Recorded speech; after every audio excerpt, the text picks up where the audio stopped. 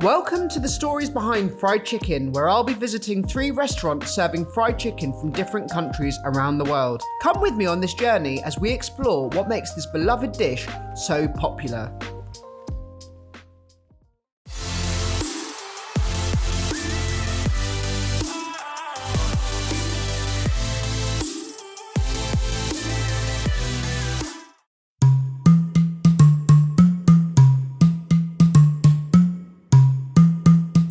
We're in Brixton, home to Caribe, a small restaurant in a shipping container here in Brixton, where Keisha makes some of the best fried chicken I've ever tasted. It's crispy and juicy and the flavour is incredible.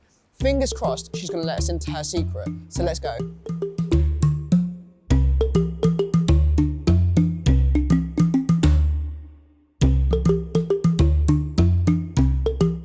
Keisha. Hello. Hey.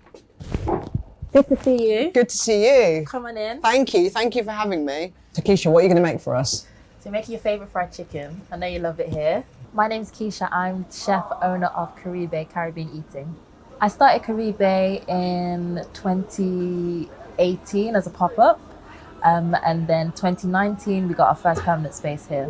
I started Caribe because I really wanted to celebrate Caribbean food and the culture and just contribute to the narrative that exists about food and cooking in the region that isn't really represented here in the UK.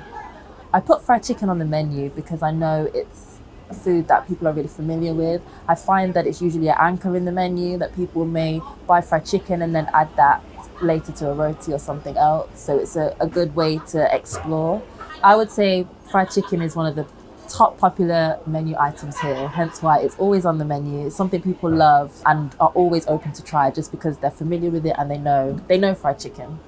I mean, I believe that recipes carry stories. I feel like they're a way of really exploring history and experiences based on the way people interact with ingredients, use them and cook them. And I pay a lot of attention to that when I'm curating the menu and choosing dishes to cook here. Fried chicken was once a dish that enslaved people cooked because they were only able to keep chickens as livestock. And then that recipe has just evolved over time and become something people are aware of and now just love and enjoy. So I think it's very important that we always connect that so we understand the provenance and the story of a recipe. Any opportunity that I have to do so, I will explore a different island, different set of ingredients, and just really use those spaces to platform the deeper levels of Caribbean cooking and culture. And that's what I hope people experience when they come here.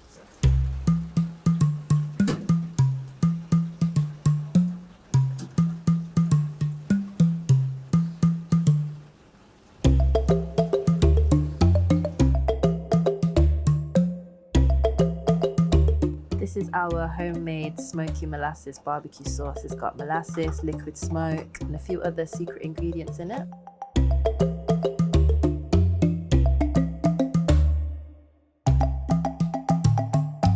So finally, time to eat. So give me the proper description of your fried chicken. So I call this my corn fried chicken with our smoky molasses barbecue sauce. I love the visuals. I love the chili on top, and the spring onion and coriander.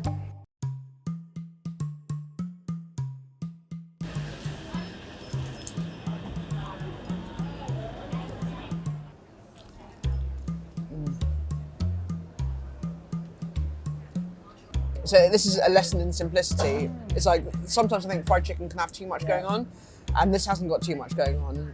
Everything has its place, and you can just taste like it's just perfect. That was amazing. Thank you. You're welcome. One of my favourite fried chicken recipes comes from Edna Lewis. There's something almost reminiscent like about her fried chicken in yours, where I think it's such a simplistic recipe and it's all about method. Was that something that you kind of deliberately set out to do, where it's like, I'm not going to make this kind of like bells and whistles, I want to keep it pure almost? So even with this recipe, it was purely about what makes the chicken good, what makes it the best. We know we want it to be juicy, we want it to be crispy, and that's all I need to like focus on kind of thing. Just like music and fashion, food is another example of a part of culture that carries stories.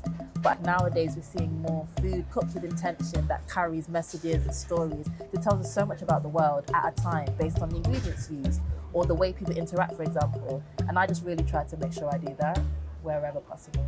I love that. Does food help you connect to your roots? Food really helps connect with my roots because I feel like using certain ingredients and different cooking methods has opened up this whole part of my life or ancestry that I wasn't aware of. Honestly, like say for example, saltfish was once fertilizer, and then it had enslaved people had to understand how to process it to then eat it. But that's the same thing my grandma taught me to do. The soaking, the washing was done 400 years ago or however long ago. So that alone has told me something about myself that I would never have known otherwise. I just honestly find it beautiful, to be honest. Keisha, thank you so much for allowing me into your kitchen and watching your fried chicken being made. Thank you. Thanks for coming. And again, lovely to chat as always.